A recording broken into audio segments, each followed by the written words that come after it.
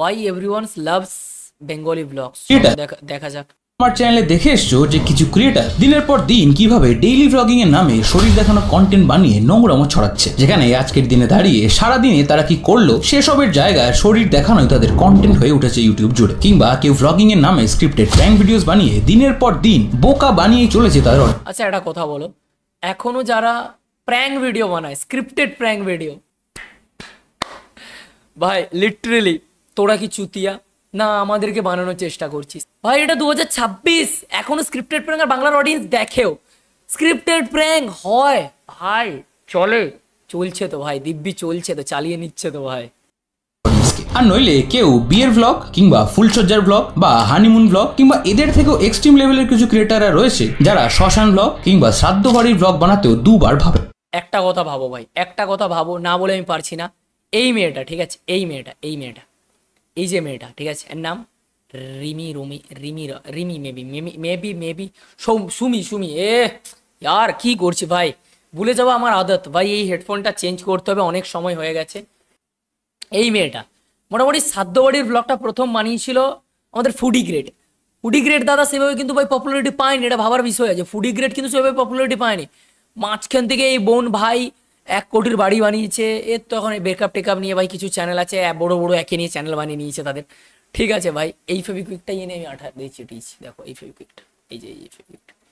সবকিছু করে সাধারণ মানুষের হেড থেকে শুরু করে কমেন্টে অকথ্য ভাষায় গালাগালিও পাচ্ছে তারা। বাট এসব সত্ত্বেও দিনের পর দিন এটাই তাদের কন্টেন্ট, কারণ এরকম কন্টেন্ট বানিয়ে গালাগালি খেলেও সাবস্ক্রাইবার্সও যেমন বাড়ছে তেমনই টাকাও আসছে মাসের পর মাস। আর দিনের পর দিন এরকম চলে আসার কারণেই বাংলাতে ব্লগিং এর এরকম একটা নিচু স্ট্যান্ডার্ড সেট করছে তারা। বাট তুমি এটা জানলে অবাক হবে যে বাংলাতে এরকম কিছু সো কল ব্লগার্স ছাড়াও এরকম অনেক ব্লগার্স রয়েছে যারা তাদের কোয়ালিটি কন্টেন্ট এবং অসাধারণ স্টোরি টেলিং, অনেস্টি এবং সিম্পলিসিটি দিয়ে এই বাংলার প্রায় সমস্ত মানুষের মন জয় করতেও সক্ষম হয়েছে। এন্ড এরাই এটাও প্রমাণ করে। আমি পার্সোনালি দেখতে চাই দি ভার্চুয়াল ভং কাদের নামগুলো নেয়, দেন আমি বলছি কাদের নামগুলো নিচ্ছে। ফার্স্ট থিং ওটা আমার জানা খুব প্রয়োজন, তারপর তো আমি আমার ওপিনিয়নটা দেবো। মানে দেখো প্র্যাকটিক্যালি ভাবে আমার একটা ওপিনিয়ন তো থাকবেই। করে দিয়েছে যে শুধুমাত্র এরকম ভালগার বা নোংরামো করা ডেইলি ব্লগ কিংবা এরকম ক্রিঞ্জ বিয়ে বাড়ি বা শ্রাদ্ধ বাড়ির ব্লগ ছাড়াও কোয়ালিটি ব্লগস বানিয়েও ফেমাস হওয়া যায়, যাদের মধ্যে কেউ প্রবাসী বাঙালি হয়েও তার বাংলা ডেইলি ব্লগস এর জোরেই বাংলার মানুষের মন জয় করতে সক্ষম হয়েছে। কি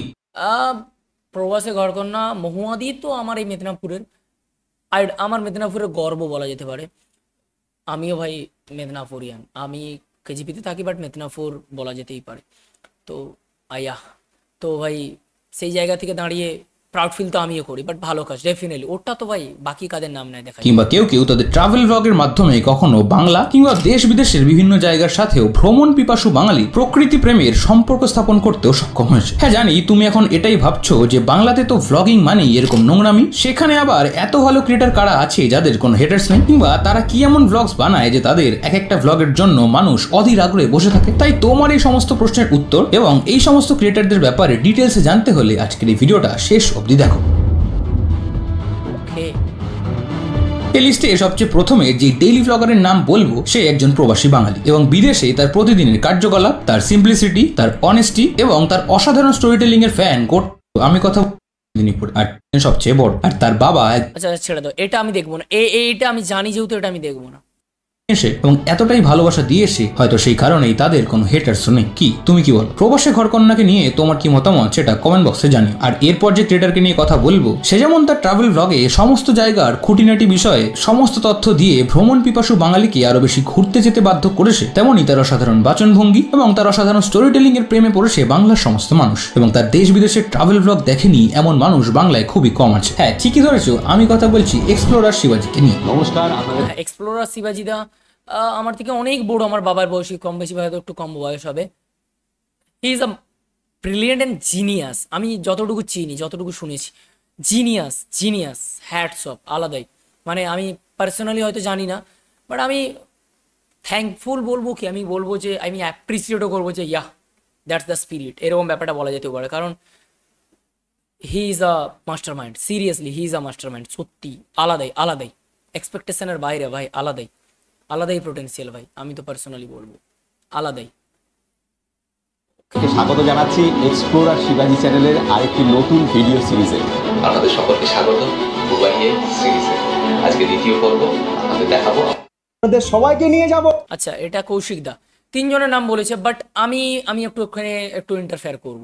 দেখো ঠিক আছে, প্রবাসে ঘরকন্যা, শিবাজি স্যার বলবো আমি, এবং কৌশিক দা, যে তিনজনের নাম বলেছে ওকে ফাইন ঠিক আছে, বাট কোথাও গিয়ে বাংলা ব্লগিংয়ে লেজিবং তুষার দাসের নাম কেন নেওয়া হলো না?